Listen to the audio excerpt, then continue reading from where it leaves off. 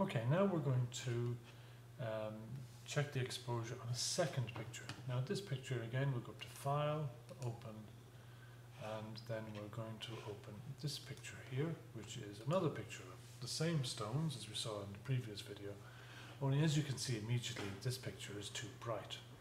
But we do exactly the same again. We're going to make an adjustment layer, and we do it from here. Click on the little circle and we pick out levels. When we pick out levels, we get a histogram. Now this histogram is quite different to the previous one we saw, which was piled up over on the left hand side. This one is piled more on the right hand side. And all we're going to do with this one, instead of moving the white, which we don't really need to do, we'll move it maybe a little bit. But if we take the one on the left, the dark one, and we pull it up, and we're going over the edge of the histogram a little bit, and that's because there are small little bits of this picture here that are black, and are meant to be black, they're meant to be quite dark. So we can pull that in maybe to where the histogram begins there. Something else I find with a lot of my pictures, it's mainly landscape that I do, is that I also take the middle point here and I move it very slightly to the right. So as you can see, I've gone from 1 to 0.93 in this case, and it just adds a little bit of punch. So once again, let's look at what we've done. We can look at what we've done by going up here to the levels layer, and we can switch that layer off.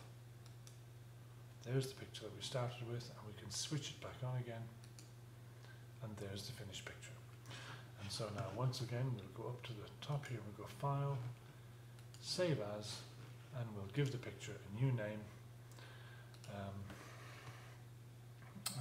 Stones.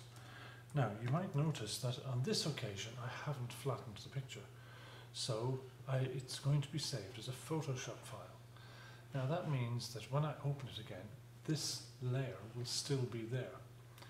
If you want to keep your life simple, then we'll just change Photoshop to a JPEG file, and JPEG files cannot keep layers.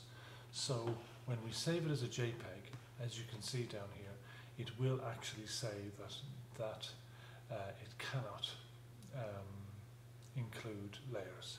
So we'll just press save, and that layer will be, you can see up here it's gone, and so we just say OK. And that's it. Thank you very much.